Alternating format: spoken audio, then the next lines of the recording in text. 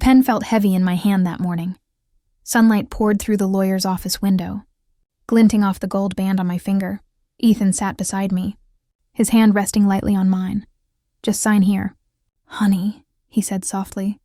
I smiled, because I trusted him. But as I wrote my name, I had no idea that signature would cost me everything I thought was mine. Before continuing, please subscribe to our channel and like our video. My name is Linda Hart, and I've always believed in love built on patience and kindness. I met Ethan 5 years after my first husband passed away. I was 48 then, running a small floral shop in Charleston. My daughter, Emily, had just gone off to college, and my days felt quiet. Too quiet. Ethan came into my life one spring morning when he ordered flowers for his sister's birthday. He was charming. Kind eyes, gentle voice, a laugh that made people turn their heads. He started stopping by often, bringing me coffee, helping me carry boxes. Before I knew it, he was part of my life. He told me he'd been through a hard divorce, that he just wanted peace. I admired that. When we married 2 years later, it wasn't a grand affair, just a small ceremony in my garden.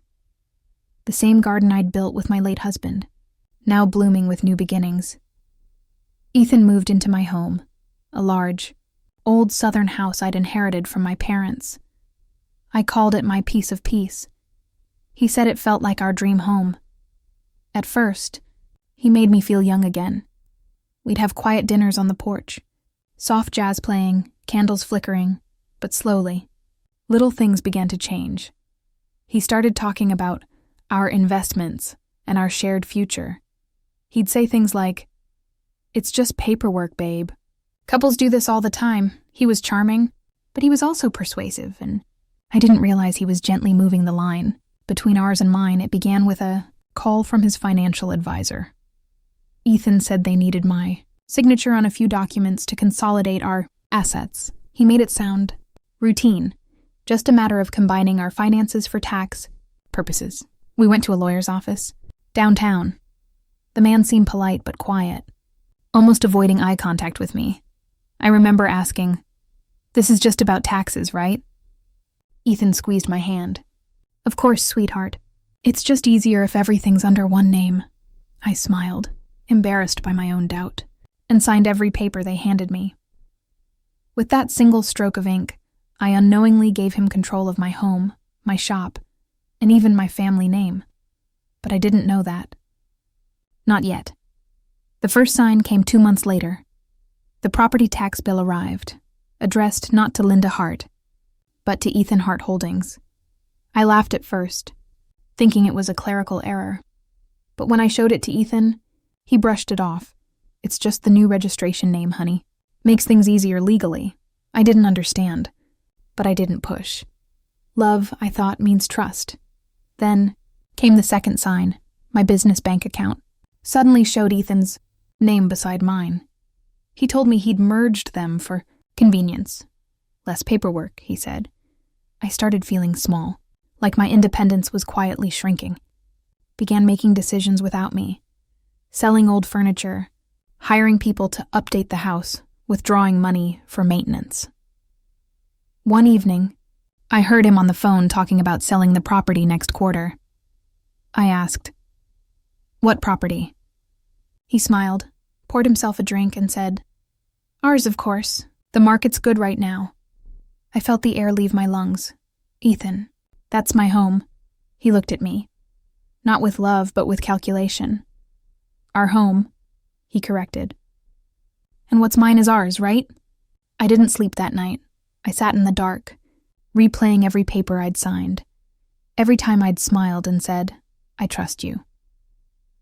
The next morning, he acted like nothing happened, but something inside me had changed. I started keeping records, small notes, copies of bills, receipts tucked into a folder I hid under my desk. Something was wrong, and I needed to know what. The truth came not from Ethan, but from Mr. Franklin, my old lawyer. He'd handled my parents' estate and occasionally stopped by my shop. One afternoon, he came in for flowers and said casually, "Linda, I saw your property transfer record downtown. Congratulations on the new ownership structure. I froze. What do you mean? He frowned. It shows full ownership transferred to Ethan Hart Holdings. Didn't your attorney explain that to you? The world tilted. He invited me to his office that evening. When he pulled out the public record, I saw my own signature under the line that said, Grantor. Ethan's name was listed as grantee. I had legally handed my home, my store, and my name to my husband. Mr. Franklin sighed softly. Did you have independent counsel when you signed these? I shook my head. Ethan said it was routine. He nodded sadly. Routine, for someone who knows what they're doing. My chest ached, not just from betrayal, but from the weight of my own blind trust.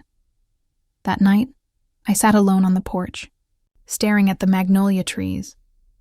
I thought about my late husband, how he built this home with love, not paperwork, and I knew I couldn't stay silent anymore. Mr. Franklin offered to help, but carefully. You must stay calm, he said. Document everything. Don't confront him yet. So I did. I copied every financial statement, tracked his calls, his meetings, his emails, whenever I could, and I stopped signing anything. When Ethan brought home another set of papers, I smiled sweetly and said, I'll read them tomorrow. He frowned. You trust me, don't you? I met his eyes. Of course. But this time my smile meant something different. A month later, Mr. Franklin found a clause. Ethan had moved assets into a company he controlled, but it wasn't finalized yet. There was still time to stop him. We filed a petition quietly, requesting a freeze on all property transfers under my name, pending review of possible coercion. Ethan had no idea. He still kissed my cheek in the mornings, still called me sweetheart, still talked about our retirement plans. I played along, patient, polite, composed, but inside, I was reclaiming myself.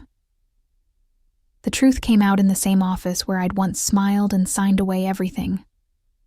Ethan sat across from me, his lawyer beside him. Mine, Mr. Franklin, had prepared a quiet but powerful case. When the documents were laid on the table, my heart pounded. There it was, my signature, the false assurances, the proof of manipulation. Ethan's face turned pale. Mr. Franklin spoke calmly. Mrs. Hart was misled into signing under false pretenses. The property will be restored to her name pending further investigation. Ethan tried to argue. She knew what she was signing. I met his eyes, steady, not angry. No, Ethan, I said softly. I trusted what you told me. Silence filled the room, and for the first time, he looked small, not powerful, not confident, just a man caught in his own greed. 2 weeks later, the judge's order came through. My home and my business were returned to me. Ethan moved out quietly. No goodbye. No explanation. Just an empty driveway where his car used to be. It's been a year since then. The house feels peaceful again. Quiet, but honest. I reopened my floral shop under its original name. Heart blooms. Sometimes customers ask if I still believe in love. I tell them yes, but love doesn't ask you to blindfold yourself. I learned that trust is precious, but it should never be given without understanding. Now, when I sign my name, I pause. I read every word, because every line carries a piece of your future, and your heart, and I'll never give either away so easily again. If this emotional story touched you, please like, comment, and subscribe for more calm, real-life stories of strength and truth.